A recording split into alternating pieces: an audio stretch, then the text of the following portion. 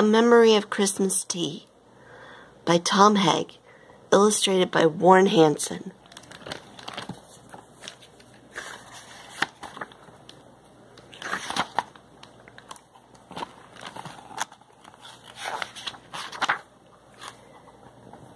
The Christmas list was growing, and as my time was running out, I seemed to meet myself in stores and malls. I rushed about.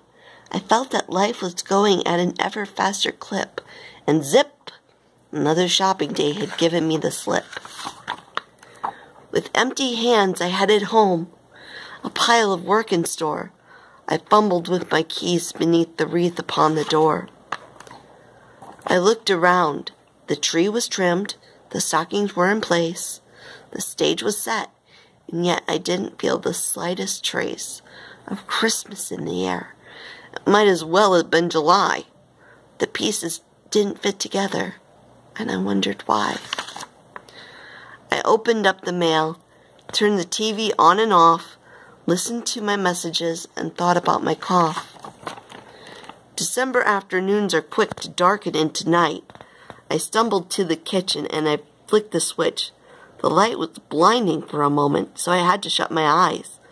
And when I opened them again, they fell, to my surprise, upon a sight that I had seen so many times before, so often that I hardly even saw it anymore.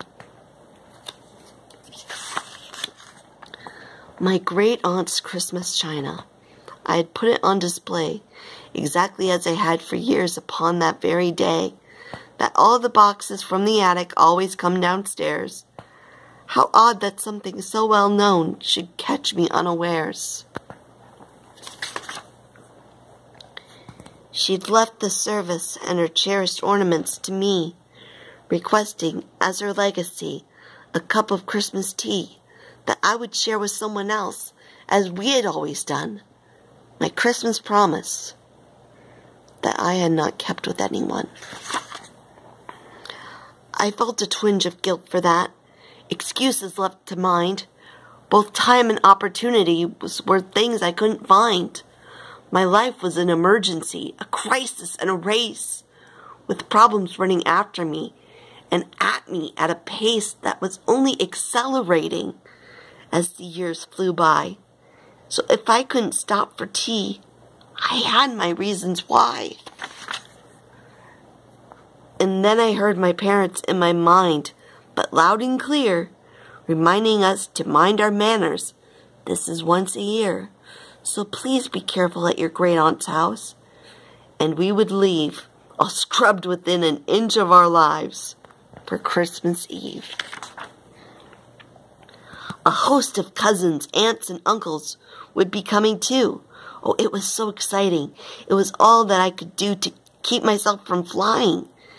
Then we took that final right and pulled up to the wooden house.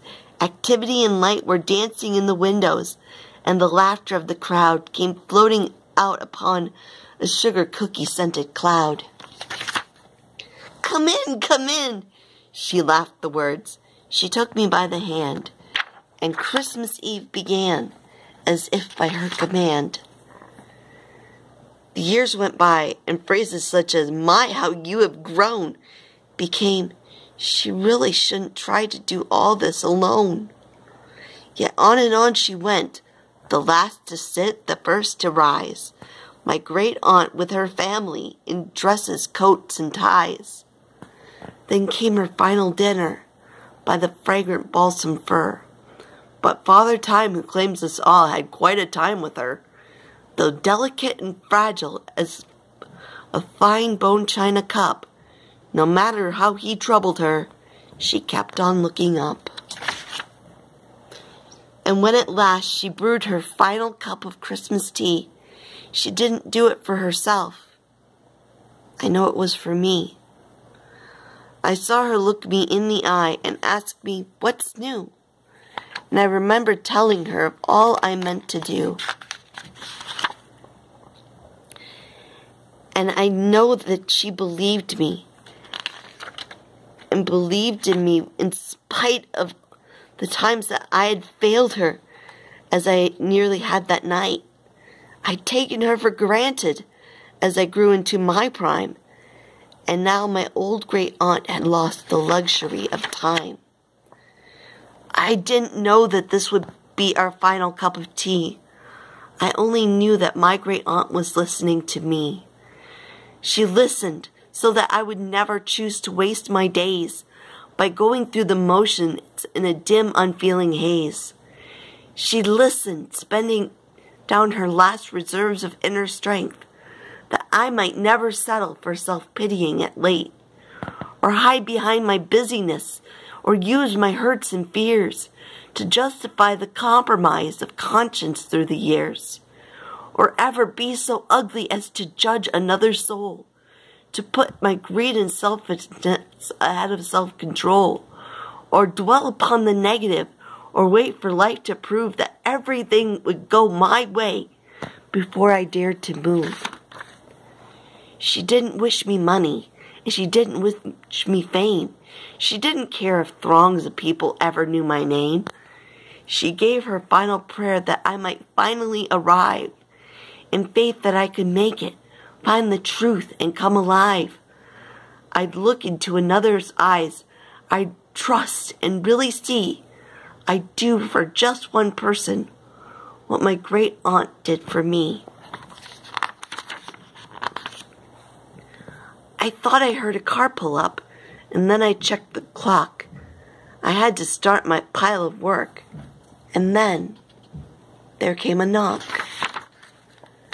The door was double locked. I clicked the latch and slid the bolt. The door was swollen, but I pulled it open with a jolt. A rush of crystal air, a silhouette against the sky. A hush. A pair of eyes met mine. A gentle voice said, "Hi, come in, come in." I laughed the words. I took a hand in mine.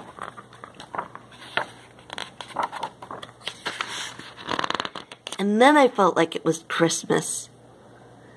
And the lights began to shine. The bells began to ring again. And spices filled the air. And all that I knew of time was that the time was ours to share. I took 2 cups. I smiled, and when I saw a smiled for me, we settled back together for a cup of Christmas tea. The